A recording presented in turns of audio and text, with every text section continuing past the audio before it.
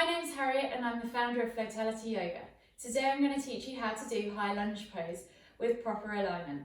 So if you come to the front of your mats and just find a forward fold position, we're going to place our hands on the ground in the corners of the mats either side of your feet.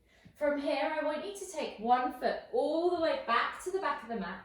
Think about making sure that your knee at the front foot that remains there, that your knee is stacked above your ankle, not in front. Never let your knee track in front of the ankle in lunge pose. Above it or behind it is perfectly fine, wherever you're comfortable. Think about lifting through the back leg with your thigh. So squeeze the front of your thigh, squeeze your knee and lift your leg away from the mat. So you might want to push back with your heel, lift the thigh, squeeze the glutes, activate those legs and press through this front leg to help lift the body higher if you can.